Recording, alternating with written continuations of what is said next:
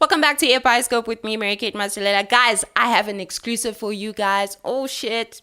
That's how we do it in a bioscope. So today we'll be doing an interview with Jahmil Qubeka I, who's the director of Sew the Winter Into My Skin. I'm so excited for this one. If you're new to the channel, do not forget to subscribe, like, and comment down below because I truly love hearing from you. And besides that, do not forget to go and watch the movie this weekend, especially if you're in South Africa. It's all over in Ster-Kinekor and New Metro and in some indie cinemas. Thank you, Jahmil, for being part of the show. Okay, first question. Tell us about yourself, your history in film. How did you start? I saw on your bio that you did of Good Report. Can you tell us about that? Yeah, sure. I mean, A Good Report is a film I made back in I shot it in 2012. It was released in 2013 and very limited release. Mm-hmm. But it has the inauspicious reputation of being the only film to be banned in South Africa post 1994, post apartheid. Mm. It was briefly banned. It was supposed to have opened the Durban Film Festival, mm-hmm. but unfortunately it wasn't able to because the Film and Publication Board came to some crazy reasoning of why it shouldn't. But make a long story short, that was my second feature film. I'm from the Eastern Cape. Yes. I'm sorry to disturb you. Isn't this one where apparently you were called for a meeting and they didn't want you to release and stuff like that? What are you referring to, the film of Good Report? Yes. Well, what happened was it was supposed to open this film festival, the Durban International Film Festival. Mm. And on the day before the festival, the Film and Publication Board came to us, to the festival and said, you can't screen the film, and they sent us a letter, email saying that we have to hand in the material within 10 days, blah, blah, blah, to either them or a police station or show evidence that we destroyed it. Anyhow, to make a long story short, after 10 days, there was a tribunal, their own internal process to review their own decision. And they basically, after some protests from our end, basically they were forced to rewatch the film and reclassify it. And they came to the decision that they were wrong, So much process. Yeah. It was crazy. But it was also a bit embarrassing for them and our government and our country in a bit because what they didn't know when they did this was that the film was already selected for the Toronto Film Festival. Really? So, yeah. So after all of, because, the thing is also when you selected for these festivals, they usually don't want you to tell people, so they tell you ahead of time. So we knew that. It was a bit sad for them to start up this fight with us. Meantime, we were busy flying the country's flag, Wow. But anyways, yeah. It's all in the past now. It's something for all of us to just look back and learn from. Yeah, I think it's all kind of processes that we all need to go through as a film industry in South Africa. Yeah, correct. I mean, I think also just the lesson is it's just an understanding that we're not a very old country, as a consciousness. Yes. We're only like 20-something years old, so it's also the idea that we sometimes take for granted what a moving picture, what film, the impact of film has, and often when we see these images, it's a different thing when we see an American film and a different way of life. But when you see a way of life that you recognize, a way of life that is quite close to you as a viewer, it's a different kind of experience when you watch a film. Yeah. And I think for South Africans, that's a relatively new space, you know? Because it's an outside experience. Yeah, because it's not a long period of time, 25 years, to say that over that period, that's how long South African filmmakers have been able to be free with a voice to say whatever that they want. True. So, yeah, we haven't cultivated a cinema-going audience in South Africa. And I think we take and I feel like we're also running away from like genres like that or concepts like that. I feel like we're always like running for safe like themes, like always like rom-coms. We don't want to do like probably like a storyline that will engage a true audience, or we're scared to like actually provoke it. Yes. That's entirely true. And, you know, I mean, especially in the broadcast space, when we talk about TV, you know, TV is far less keen on that kind of fare. But that's the beauty of cinema. I think that's the one step and the thing that we don't appreciate enough in this country in regards to what cinema gives us, you know. It's not just images on a screen, but it's a mirror on and a reflection on our society. And we need to celebrate it more. We need to cultivate audiences more. And I'm not talking about seeing films on TVs. The unfortunate thing is we're still living vestiges of apartheid in regards to infrastructure and cultural practice. Yes. You know, because if you look at where cinemas are at the moment, there's only cinemas where... cities or towns. Yeah. We're talking about in access of about 14 to 20% of our population is anywhere near where cinemas are, never mind if they can afford tickets. Do you know what I mean? Yeah. And this idea that, oh no, with technology now you can watch things anywhere. That's true. You can watch a film on your cell phone and all of that. But what you do miss is the opportunity which a previous generation could get, which was the opportunity to be cinema literate. It's a specific kind of language that unfortunately the young generation of today, I don't mean to sound old and condescending, but the generation of today doesn't have. Yes, you've got the technology, the big screens and the flat screens and all those HD projections, but what you don't have is cinema literacy, the subconscious language of watching, of being able to sit down for 2 hours and watch a film and understand its language and what it's saying. I truly agree on that. But I actually distracted you. You were about to tell us about yourself. Yeah, no, I'm just an Eastern Cape boy. I was born in a small town called Somerset East in the Karoo, but I grew up in Tanzania in East London. You know? Yeah, that's really where I was formed. Then you always really... Pardon me? Your interest in film, how did it begin? Oh, it's always been there, I think, you know, since I've always just had a very keen interest. Since the first time my father exposed me to cinema and movies, I've always just been enamored by the form and in love with it.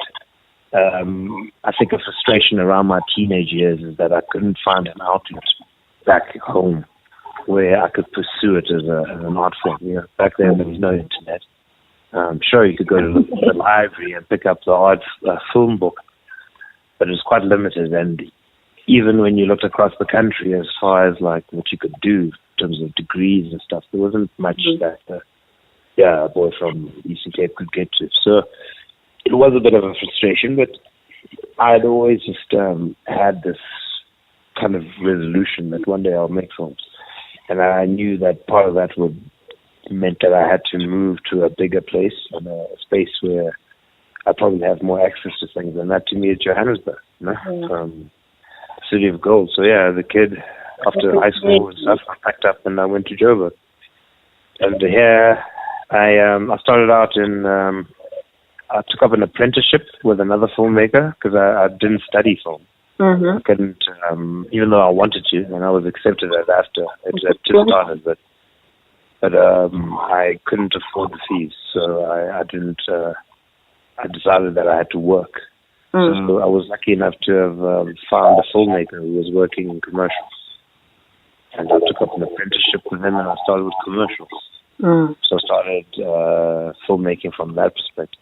I mean, I was always a storyteller, so the writing part of it was always part of the process. You know, even as a kid, I enjoyed language. I enjoyed English and Shakespeare and all of that stuff. So I enjoyed writing and telling stories. So the extension of it for me was when I discovered filmmaking, was the idea that was to use the tool of filmmaking to tell stories. That's how I always saw it. It was just an extension of what I always did anyways. Anyways, to make a long story short, I went from commercials, which I totally embraced because commercials meant that I could delve into the technical parts or the technical elements of filmmaking because it's quite a technical field, you know. And yeah, that taught me a lot in many ways, not just for the technical, but it taught me a hell of a lot. So for quite a while, I did commercials and documentaries. Those were my two access points, dockies and commercials. And then eventually I moved on to television and then eventually features. So yeah, that's pretty much who I am in the journey. Self-made man. Since we're talking about So the Winter in My Skin, I was reading a lot of reviews comparing it to the one which I was preparing for.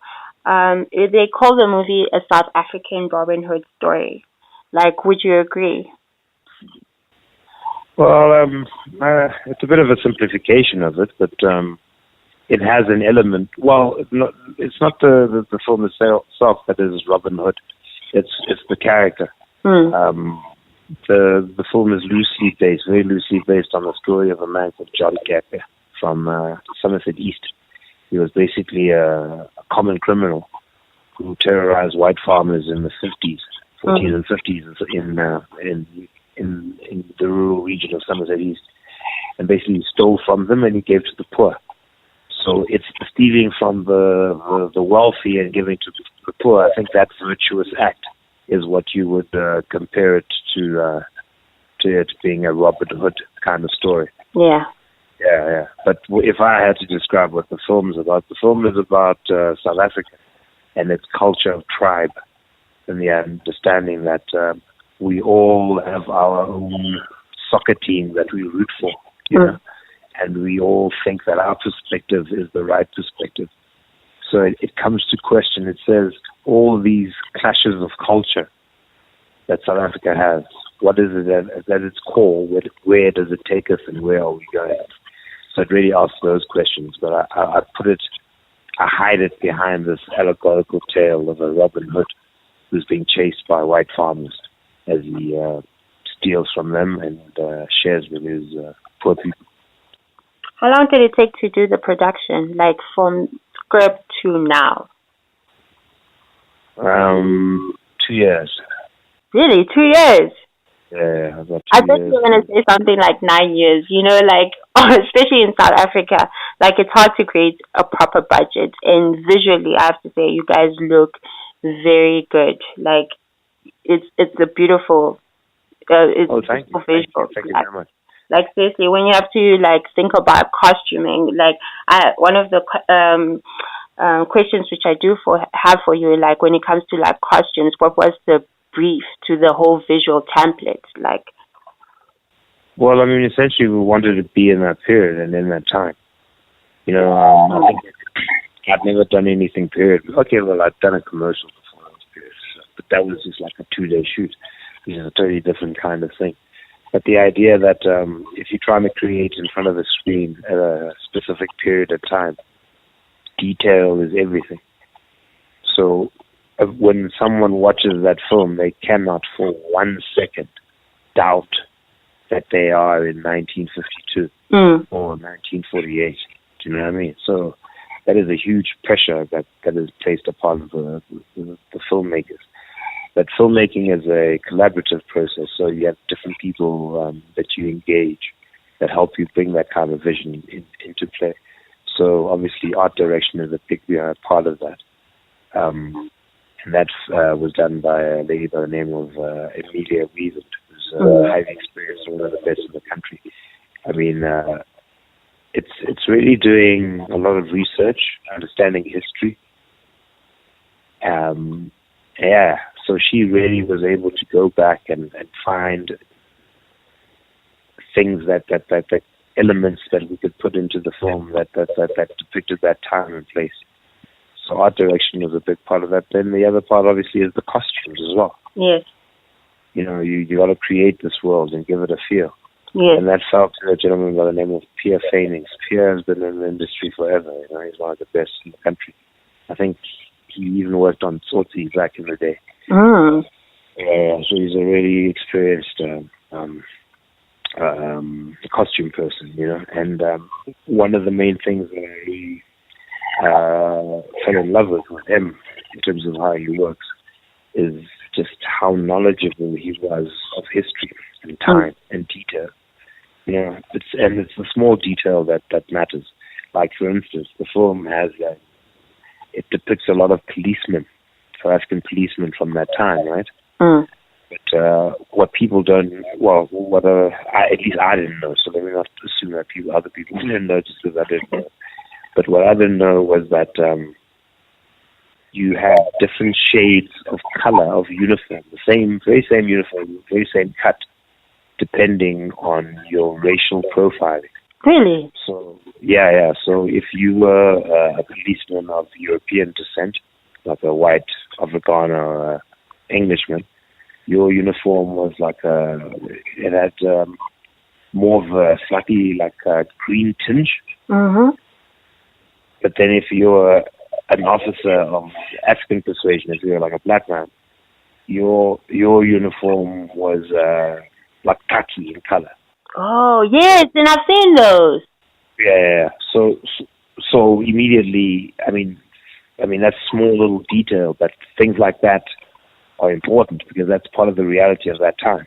Yes. You know, there's even discrimination amongst the police, and so it's really an understanding of history. You got to really understand.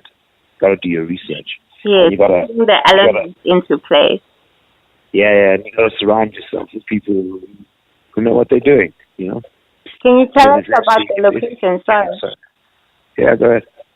No, I'm saying, can you tell us about the locations where you guys shot? The film was shot in a few different places, but primarily was shot in Somerset East. Mm.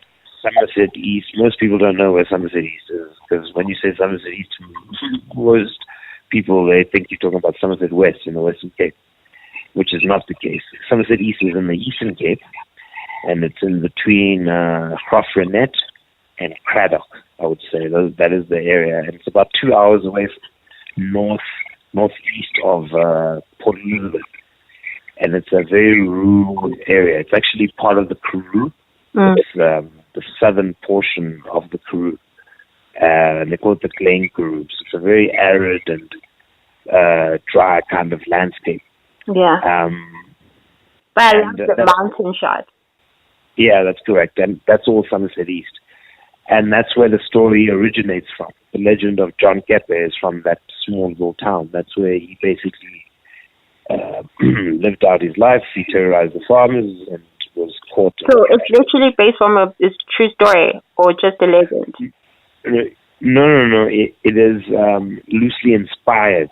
Oh, okay. John Keppe. What that means is that it allows me to get away with not being truthful to real detail. Because I wasn't there, so I'm not even going to pretend. You know what I mean? Instead, also, I'm not trying. My intention was never to try and depict his life. I wasn't trying to tell the story of John Keppe. I was using that story as a canvas, as an allegorical canvas, yes, to tell the story of South Africa. So the detail of his own life, I kind of, I didn't go into fully. That was not my intention. So when I put it out there, I say it's not based on a true story, it's inspired by a true story. Yeah. There's a difference, I think. But that's the power filmmaking. Yeah. So I was still telling you about the location thing. So Somerset East, I'd say, is about 70% of the film in terms of location in the Karoo. And then we shot, I'd say, the other 25% in place called, north of Joburg in Krugersdorp. West of Joburg in Krugersdorp. And then we also shot in a small town in the middle of nowhere, south of Bloemfontein, called Hofmeyer. It's literally, we were looking for a place that was stuck in time, you know? Yeah. So necessarily. And those are actually the right places. Yeah, man. Yeah, we found this little town that was literally, in front of the city hall, they still don't have tar. It's like dusty roads with, it's like literally stuck in time. And we were quite happy to have found that spot. So yeah, that's it about locations. Very nice choice. I want to talk about your actor Ezra. He's actually he's very dramatic and and I'm not saying as a personality. He's I feel like he's an open spirit. Tell me more. Yeah, I feel like he's an open spirit. He's very sensitive at the same time, and at the same time he's quite aggressive. But I feel like he's a genuine soul. How for casting? How was the process working with him? Did you knew immediately when they suggested to you, or maybe you had him in mind, like always, for this part? Yeah, I always had him in mind. I met him socially. I'd say maybe 2 years, maybe before I made the thing. When I met him, he just stuck in the back of my mind for a bit. So even with, he embodied the character of the kind of John Qubeka I wanted to depict on screen. Like you're saying, he's all the things that you were describing. I was seeing those things because I thought those were the characteristics of the character. So when I wrote it with him in mind. A lot of things happen in the process of making a film. Even in the casting, you can start somewhere and you can end up completely somewhere else in regards to your intention. So I always thought in the back of my mind, even if it ended up happening that I don't cast him and I end up having to maybe use someone who's more well known, just because of the business, I'll at least base the character on him. So from inception, I always had him in mind, and thank goodness I was able to also work with him.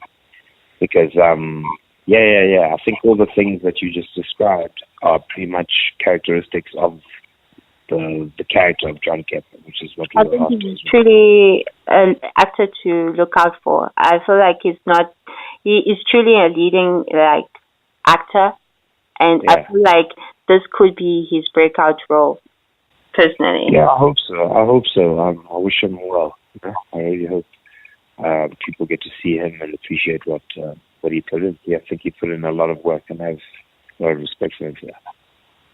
I would like to talk about. I know you guys were wanting so bad to be part of the Oscar hopeful. Talk about the process of actually starting to contend for Oscar nomination or something like that as a film project? Yeah, it's quite a thing. Unfortunately, it's not something that has been openly shared in the past, I guess, with other filmmakers, so that people can understand what the process is, not just for anything else, but in case they're the next ones to be nominated. Anyways, what it is that every single country that is affiliated to the Academy of Motion Picture Arts and Sciences in Los Angeles has a mandate to basically select a film every year that they feel they can put up to the Academy and have the Academy look at it and consider it for nomination. Okay?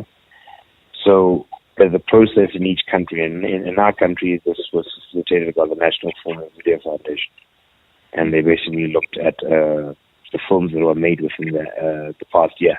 So they create a certain list for the ones that they approve can represent the country.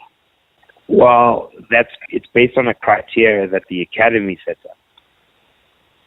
So like a whole, So it's just them basically doing it on behalf of the Academy.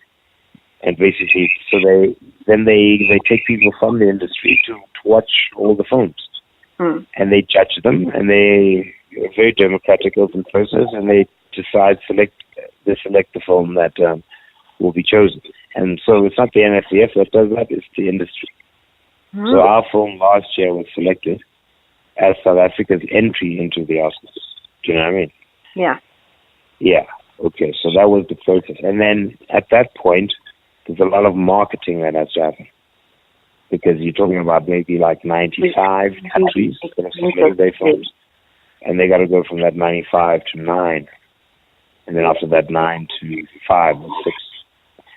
So we were part of that process, and what that means is that you have to go to Los Angeles, you've got to book theaters, you've got to buy press, you've got to set up dinners, you've got to market yourself to Academy voters and try to convince them to vote for your film. So it becomes a race, basically. That's why they call it an Oscar race. Yes. So we were part of that, and that's what we did. Was it exciting? Yeah. It's an eye-opening thing. It's an expensive exercise, you know. True. I mean, we spent money we didn't have, so we had to go back to our country and ask different sponsors to basically sponsor us being there and doing this tour, and hiring venues and screening the film. So people like SA Tourism. SA Tourism was a big sponsor of ours. They hosted a few of our functions in Los Angeles, so we hired like fancy hotels at like the Beverly Hills, whatever. And we booked theaters, we booked publicists, and we schmoozed, you know, did the thing. Hopefully, in hope and lieu that voters will vote for you. And I'm sure some did, but we didn't make the shortlist. So from the 95 down to the 9, that's where we were eliminated. We didn't get into that round. So hopefully the next South African film will be able to do that. But I think also what's key is knowledge, a little bit of demystification. That's what I was about to say. Yeah. I think part it's of expensive, the obligation. A piece of intellect for you to gain, but truly you've learned a lot, and you can share with your peers, and even for your next project. I'm sure you know what kind of, like, if you want to accomplish something like that, what kind of like film criteria you want to consider in your next project. Exactly. And that's what I feel that any experienced filmmaker, that's the obligation they have to fulfill. Yeah. They must share the information with the next guy. You know, so we need to find the mechanisms to be able to do that. Yeah. Yeah. Let's go back into the movie. I want to talk about the absence of dialogue and majority of it. Did you want it to be the movie to be carried by a lot of performance, or was that your? Well, how did it make you feel as a viewer when you watched that? For me, it's just like I captured everything visually. Like for me, I felt like I was there. I felt like I was breathing the air and stuff like that. It was just like I was the character himself. I don't know how to say that. I like that. Yeah. I feel like it awakens your senses, your other senses. Like you see more than visually. You start feeling everything like that. It wasn't awkward for me, but I just wanted to like discuss it. Was it your intention as a director, or? Yeah, of course, yeah. That was totally intended. I wanted to try and make it as visceral and immersive experience as possible for you. And I think, and I wanted to cultivate the viewer's perspective and encourage it. And I think often dialogue can be quite definitive in its descriptions of anything. And I found that to be limiting some of what I was trying to say. I wanted you to make your own conclusions to certain things. And also, aside from that, but also what you were talking about in terms of this interactive thing of actually being there, and not only being there, but possibly being him. Yeah. If you see, there's a whole use of what I term the POV, the point of view shot, where basically it's like you in his head, especially when he was like, whenever he's thieving, wherever he's like in the house stealing things. I use a lot of the shot where the perspective where basically it's almost like you are seeing things through his eyes. So it was definitely a technique thing that I was trying to support. And also it's the idea that I just think the space that and the places that a thief, a career criminal thief inhabits, those are primarily silent spaces. You know, if you are in the shadows, if you are a shadow soul, there's not much that is fundamentally outwardly said. You know, so I also had a little bit of that kind of thing. Plus, I think I've seen a couple of films successfully do that. Use the moving image as the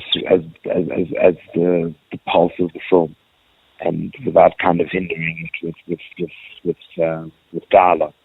So it's a case of seeing what's happening and experiencing what's happening rather than being told about it. Yeah. And it's not me dissing dialogue or anything of the sort. I just thought this is the method that was obviously, I felt. I think people still forget. The story I wanted to tell.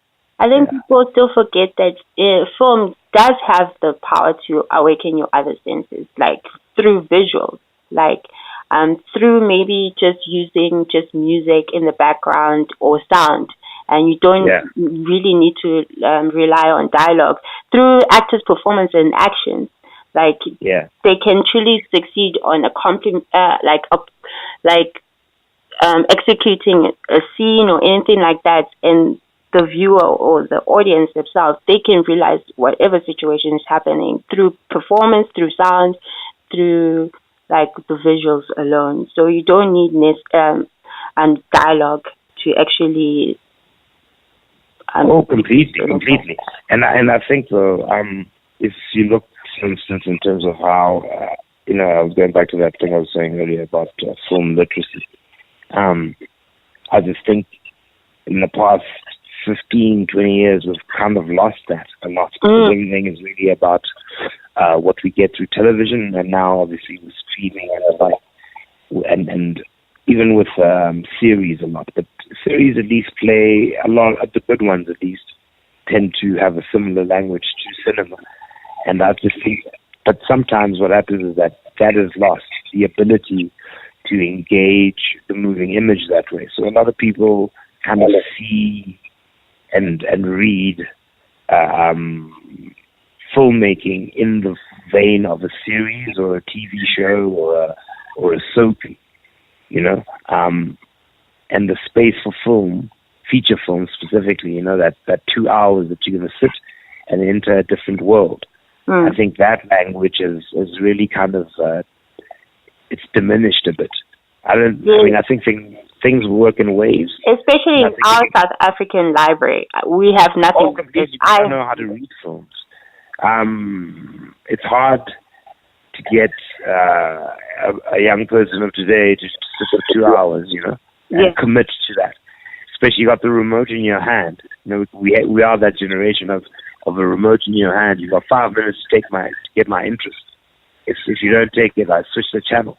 Or if I'm using a device, I just go off it, you know. So the attention span and the ability, I mean, back in the day, probably like in the generation of your parents, to say, the idea of going to watch a film was akin to going to the theater. You know? I mean, people dressed up to go to the cinema, dude. You know? Yeah, it was an occasion. And I think obviously the access to technology that allows us now to see films at home and all of this, and makes it easier for us to see the films, has been an advantage in one way, but we haven't weighed up things that we've lost from it. And I refuse to believe this idea that cinema is a dying art, because if you look at the Western world, right? You look at America. Disagree that film is a dying art.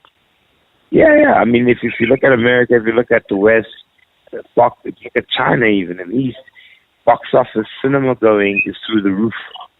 People are still, with all their technology, with all of their internet, with all their gadgets, people are still going to cinemas to go watch a film. It's because it's culturally embedded in them. There's a cultural appreciation of what cinema is. Here back home, cinema sits in the same space as TV. We see cinema and TV as the same fucking thing. There's no difference, And it's in that space, unfortunately, where we have lost an appreciation for what it does and its innate difference. I think the industry itself is destroying in cinema in South Africa. It's become too much of a luxury. They need to put down the ticket prices for people to be in. Oh, completely. They need to build audiences. Yeah. We don't have audiences for these films. Like you and I are talking about So the Winter. How many people are going to get to see it? Not or be even in the position to watch it. Yeah. I mean, or even have the choice to watch it. We're talking about maybe at best, and it's not a criticism of our distributor, they're trying to do the best they can. But in terms of an infrastructure that's out there, it's only exposed to, I'd say, about 20% of our population. Yes. Or in any possible way could possibly see it. That's black, white, Indian, anything. Do you know what I mean? And they truly are interested in watching movies. You find them contributing to crazy amounts of sales in pirated movies. It's just that it's accessible to them, and this is not. You won't find a cinema in the stations or anything like that. People are interested to go and watch. It's not accessible for them. Yeah. It got eroded somewhere in the 80s. Also leaves a question for you guys. You guys do have to question, how do you guys in the future, are you truly going to create content for digital, because a cell phone is more accessible to a person compared to a cinema? So you guys do have to... Of course. No, I mean, everybody is on that tip, but I mean, and that is exactly where the West is as well. But if you look at that, for instance, you've got the challenge of data. So industry has to come into play as well. Different industries have to come into play. So the communication industry needs to come into play. I mean, in America, you can buy a data card with unlimited data. That's not even that expensive, Now, unlimited data means now you can watch the films. You can access all of that stuff, And aside from that, though, it can't just be with the new technology. We've got to rebuild those cinemas that were destroyed and burnt in the 80s in a state of emergency. They didn't rebuild them. That's what happened. Now, we need to rebuild them because we need to recultivate a cinema-going audience. It can't just be that, because we've got technology, because everybody has a smartphone, even if they're poor, let's put everything in that space. Yes, let us engage that space, but we need to bring people back to the idea of being able to sit down and be quiet for 2 hours of their lives, sitting in a place that is not their own and watching something on the street. Because we don't have that attention span.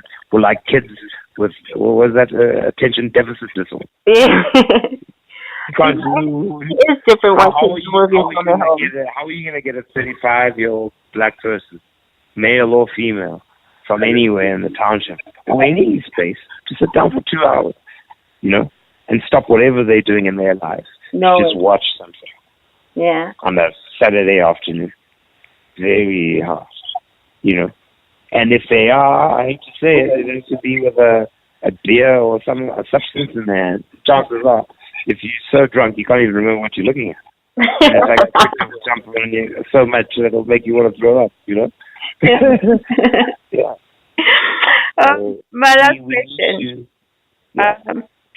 Should have been my last question. Okay, it says here, so the Winter to Muskin, what has its biggest accomplishment for you? Getting it made and finished, Mhm. and being able to present it to the world. I think that's really it. Because really anything aside from that is kind of outside of my own control, and I don't want to speak about it like it's dead already. Really. So let's see what life it will have, you know.